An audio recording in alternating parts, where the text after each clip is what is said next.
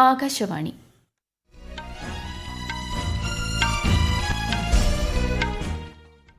നമസ്കാരം. വാർത്തകൾ വായിക്കുന്നത് കൃഷ്ണ പ്രകൃതി.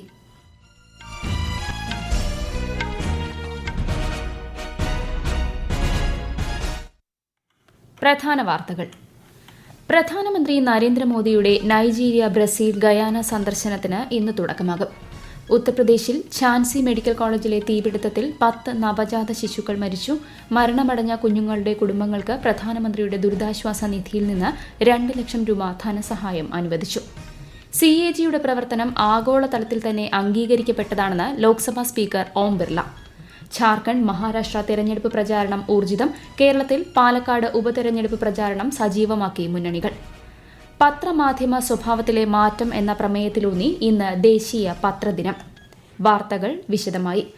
പ്രധാനമന്ത്രി നരേന്ദ്രമോദിയുടെ 6 ദിവസത്തെ ത്രിരാഷ്ട്ര സന്ദർശനത്തിന് ഇന്ന് തുടക്കമാകും. നൈജീരിയ, ബ്രസീൽ, ഗയാന എന്നിവിടങ്ങളാണ് പ്രധാനമന്ത്രി സന്ദർശിക്കുക. ആദ്യഘട്ടത്തിൽ നൈജീരിയൻ പ്രസിഡന്റ് ബോല അഹമ്മദ് ടിനൂബിന്റെ ക്ഷണപ്രകാരം പ്രധാനമന്ത്രി നൈജീരിയയിലേക്ക് പോകും. 17 വർഷത്തിനു ശേഷം ഇതാദ്യമായാണ് ഒരു ഇന്ത്യൻ പ്രധാനമന്ത്രി നൈജീരിയ സന്ദർശിക്കുന്നത്. രണ്ടാം ഘട്ടത്തിൽ G20 ഉച്ചകോടിയിൽ പങ്കെടുക്കാൻ പ്രധാനമന്ത്രി ബ്രസീലിലെ റിയോ ഡി ജനീറോയിൽ എത്തും. ചൊവ്വാഴ്ച ഗയാന സന്ദർശിക്കുന്ന പ്രധാനമന്ത്രി വ്യാഴാഴ്ച ഇന്ത്യയിലേക്ക് മടങ്ങും. ഉത്തർപ്രദേശിലെ ഝാൻസി മെഡിക്കൽ കോളേജിലെ തീപിടുത്തത്തിൽ മരണമടഞ്ഞ കുഞ്ഞുങ്ങളുടെ കുടുംബങ്ങൾക്ക് പ്രധാനമന്ത്രിയുടെ ദുരിതാശ്വാസ നിധിയിൽ നിന്ന് 2 ലക്ഷം രൂപ ധനസഹായം നൽകുമെന്ന് പ്രധാനമന്ത്രി നരേന്ദ്രമോദി. പരിക്കേറ്റവർക്ക് 50,000 രൂപയും നഷ്ടപരിഹാരം പ്രഖ്യാപിച്ചു. രക്ഷാ ദുരിതാശ്വാസ പ്രവർത്തനങ്ങൾക്ക് ആവശ്യമായതെല്ലാം തദ്ദേശ ഭരണകൂടം ചെയ്യുമെന്നും പ്രധാനമന്ത്രി പറഞ്ഞു. മെഡിക്കൽ കോളേജിലെ NICUവിൽ ഉണ്ടായ തീപിടുത്തത്തിൽ 10ഓളം നവജാത ശിശുക്കളാണ് കൊല്ലപ്പെട്ടത്. NICUവിലുണ്ടായ ഷോർട്ട് സർക്യൂട്ടാണ് തീപിടുത്തത്തിന് കാരണമെന്ന് ജില്ലാ മജിസ്ട്രേറ്റ് അവിനാഷ് കുമാർ വ്യക്തമാക്കി. സംഭവത്തിൽ രാഷ്ട്രപതി ദ്രൌപദി മുർമു, കേന്ദ്രമന്ത്രി രാജ്നാഥ് സിംഗ് ഉൾപ്പെടെയുള്ളവർ അനുശോചനം രേഖപ്പെടുത്തി. രാജ്യത്തെ യുവാക്കളും സ്ത്രീ സ്വയം സഹായ സംഘങ്ങളും മാറ്റത്തിന്റെ പുത്തൻ അധ്യായം കുറിക്കുകയാണെന്ന് പ്രധാനമന്ത്രി നരേന്ദ്രമോദി. എല്ലാ ഗ്രാമങ്ങളിലും സംരംഭകത്വം ആരംഭിച്ച 10 ലക്ഷം ലഖ്പതി ദീദികൾ മാതൃകയായതായും പ്രധാനമന്ത്രി പറഞ്ഞു. ഹിന്ദുസ്ഥാൻ ടൈംസിന്റെ 100ാം വാർഷികത്തോടനുബന്ധിച്ച് സംഘടിപ്പിച്ച പരിപാടിയിൽ സംസാരിക്കുകയായിരുന്നു പ്രധാനമന്ത്രി. आज देश में करीब 10 करोड़ लखपति दीदी बनी है. ये गांव-गांव में उद्यमी बनकर अपना कोई बिजनेस चला रही है.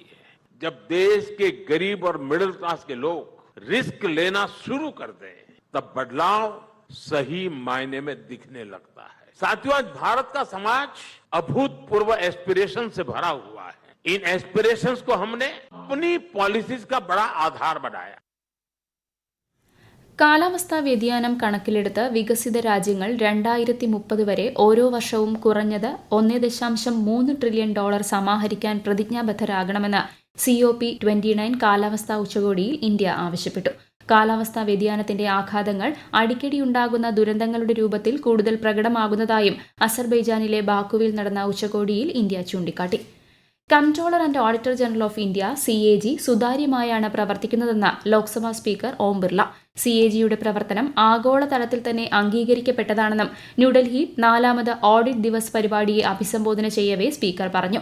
CAG ആരംഭിച്ചതിന്റെയും ഇന്ത്യയുടെ സദ്ഭരണത്തിന് CAG വഹിക്കുന്ന പങ്കിന്റെയും ഓർമ്മപ്പെടുത്തലായാണ് എല്ലാ വർഷവും നവംബർ 16 ഓഡിറ്റ് ദിവസായി ആഘോഷിക്കുന്നത്. ഇന്ന് ദേശീയ പത്രദിനം. പത്രമാധ്യമ സ്വഭാവത്തിലെ മാറ്റം എന്നതാണ് ഈ വർഷത്തെ പ്രമേയം. ന്യൂഡൽഹിയിലെ ദേശീയ മാധ്യമ കേന്ദ്രത്തിൽ നടക്കുന്ന പരിപാടിയിൽ കേന്ദ്രമന്ത്രി അശ്വിനി വൈഷ്ണവ്, കേന്ദ്ര സഹമന്ത്രി L. മുരുകൻ എന്നിവർ പങ്കെടുക്കും. സത്യവും ഉത്തരവാദിത്വവും ഉയർത്തിപ്പിടിക്കുന്ന നിർഭയരായ മാധ്യമപ്രവർത്തകരെ അഭിവാദ്യം ചെയ്യുന്നതായി കേന്ദ്ര സഹമന്ത്രി L. മുരുകൻ സമൂഹമാധ്യമത്തിൽ കുറിച്ചു. ഈ വാർത്തകൾ ആകാശവാണിയിൽ നിന്ന്. ആകാശവാണി വാർത്തകളും വാർത്താധിഷ്ഠിത പരിപാടികളും All India Radio News Thiruvananthapuram YouTube ചാനലിലും All India Radio News Thiruvananthapuram Facebook പേജിലും AR News_ തിരുവനന്തപുരം ഇൻസ്റ്റഗ്രാം അക്കൌണ്ടിലും AR News_TVM X ഹാൻഡിലും ലഭ്യമാണ്.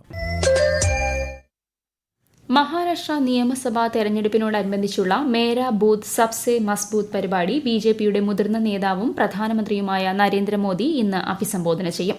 പാർട്ടി നേതാക്കളുമായി ശ്രീ മോദി സംവദിക്കും.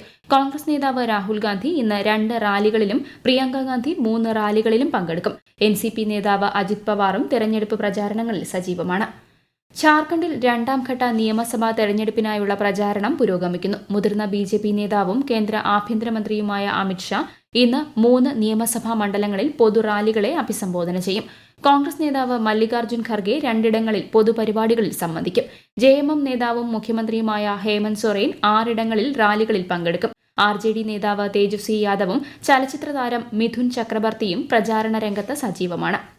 പാലക്കാട് നിയമസഭാ ഉപതെരഞ്ഞെടുപ്പ് പ്രചാരണം ഉച്ചസ്ഥായിയിൽ. വോട്ടുറപ്പിക്കാനുള്ള തിരക്കിലാണ് സ്ഥാനാർത്ഥികൾ. കൂടുതൽ വിവരങ്ങളുമായി ആകാശവാണി പാലക്കാട് ജില്ലാ പ്രതിനിധി ഫൈസൽ അലിമുത്ത്.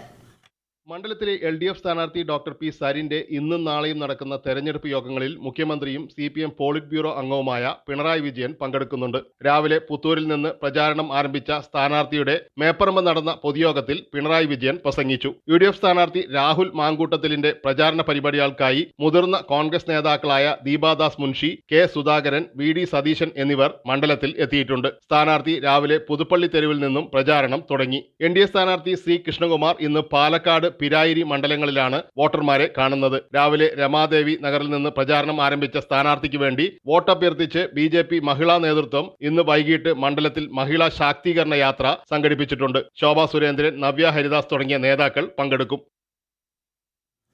ചട്ടങ്ങൾ പാലിച്ചു മാത്രമേ വയനാട് ഉരുൾപൊട്ടൽ ദേശീയ ദുരന്തമായി പ്രഖ്യാപിക്കാൻ കഴിയൂവെന്ന് കേന്ദ്ര സഹമന്ത്രി ജോർജ് കുര്യൻ. ലെവൽ 3 ദുരന്തമായി പ്രഖ്യാപിക്കാനും ചട്ടങ്ങൾ പാലിക്കേണ്ടതുണ്ട്.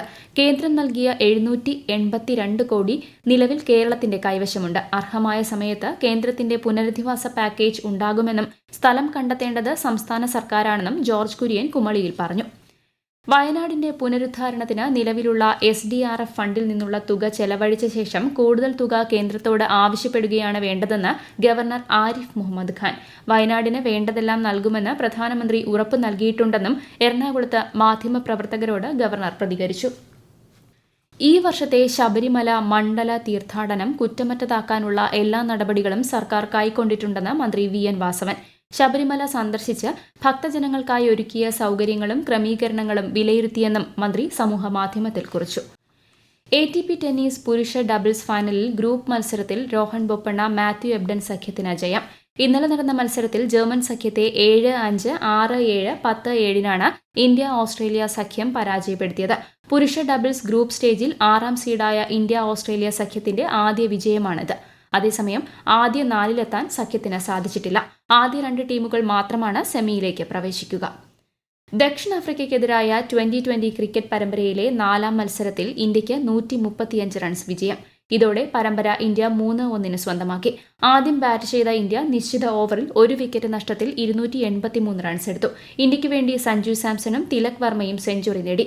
മറുപടി ബാറ്റിംഗിൽ ദക്ഷിണാഫ്രിക്ക 18.2 ഓവറിൽ 148 റൺസിന് പുറത്തായി. ക്വാലാലംപൂരിൽ നടക്കുന്ന മലേഷ്യ കപ്പ് സ്ക്വാഷ് മത്സരത്തിൽ ഇന്ത്യയുടെ അഭയ് സിംഗ് സെമിയിലേക്ക് പ്രവേശിച്ചു.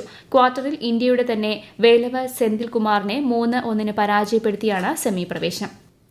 BJP സംസ്ഥാന കമ്മിറ്റി അംഗമായിരുന്ന സന്ദീപ് വാര്യർ കോൺഗ്രസിൽ ചേർന്നതായി KPCC അധ്യക്ഷൻ K സുധാകരൻ പാലക്കാട് വാർത്താസമ്മേളനത്തിൽ അറിയിച്ചു. സന്ദീപ് വാര്യരും വാർത്താസമ്മേളനത്തിൽ പങ്കെടുത്തു. കോൺഗ്രസ് നേതൃത്വവുമായി നടത്തിയ ചർച്ചകൾക്ക് ശേഷമാണ് സന്ദീപ് പാർട്ടിയിൽ ചേർന്നത്. ജലസംരക്ഷണ പ്രവർത്തനങ്ങളിൽ പൊതുജന പങ്കാളിത്തം ഉറപ്പാക്കണമെന്ന് ആരോഗ്യ കുടുംബക്ഷേമ മന്ത്രാലയം ജോയിന്റ് സെക്രട്ടറിയും ജൽശക്തി അഭിയാൻ കേന്ദ്ര നോഡൽ ഓഫീസറുമായ സൌരഭ് ജെയിൻ. ജൽശക്തി അഭിയാൻ വഴി നടപ്പിലാക്കുന്ന വിവിധ പദ്ധതികൾ വിലയിരുത്തിയ ശേഷം നടന്ന യോഗത്തിൽ സംസാരിക്കുകയായിരുന്നു അദ്ദേഹം. മഴവെള്ള സംഭരണത്തെക്കുറിച്ചും ജലസംരക്ഷണത്തെക്കുറിച്ചും പൊതുജനങ്ങളിൽ അവബോധം വളർത്തണമെന്നും ശ്രീ സൌരഭ് ജെയിൻ വ്യക്തമാക്കി. ഉത്തർപ്രദേശിലെ ബിജ്നൂരിലുണ്ടായ റോഡ് അപകടത്തിൽ ഒരു കുടുംബത്തിലെ 6 പേരുൾപ്പെടെ 7 പേർ മരിച്ചു. ദാരാദൂൺ ദേശീയപാതയിൽ ഇന്ന് രാവിലെയായിരുന്നു അപകടം. പ്രധാന വാർത്തകൾ വീണ്ടും. പ്രധാനമന്ത്രി നരേന്ദ്രമോദിയുടെ നൈജീരിയ, ബ്രസീൽ, ഗയാന സന്ദർശനത്തിന് ഇന്ന് തുടക്കമാകും. ഉത്തർപ്രദേശിൽ ഝാൻസി മെഡിക്കൽ കോളേജിലെ തീപിടുത്തത്തിൽ 10 നവജാത ശിശുക്കൾ മരിച്ചു. മരണമടഞ്ഞ കുഞ്ഞുങ്ങളുടെ കുടുംബങ്ങൾക്ക് പ്രധാനമന്ത്രിയുടെ ദുരിതാശ്വാസ നിധിയിൽ നിന്ന് 2 ലക്ഷം രൂപ ധനസഹായം അനുവദിച്ചു. CAGയുടെ പ്രവർത്തനം ആഗോളതലത്തിൽ തന്നെ അംഗീകരിക്കപ്പെട്ടതാണെന്ന് ലോക്സഭാ സ്പീക്കർ ഓം ബിർള. ഝാർഖണ്ഡ്, മഹാരാഷ്ട്ര തെരഞ്ഞെടുപ്പ് പ്രചാരണം ഊർജിതം. കേരളത്തിൽ പാലക്കാട് ഉപതെരഞ്ഞെടുപ്പ് പ്രചാരണം സജീവമാക്കി മുന്നണികൾ. പത്രമാധ്യമ സ്വഭാവത്തിലെ മാറ്റം എന്ന പ്രമേയത്തിലൂന്നി ഇന്ന് ദേശീയ പത്രദിനം. വാർത്തകൾ കഴിഞ്ഞു. അടുത്ത വാർത്താ പ്രക്ഷേപണം വൈകുന്നേരം 6:30.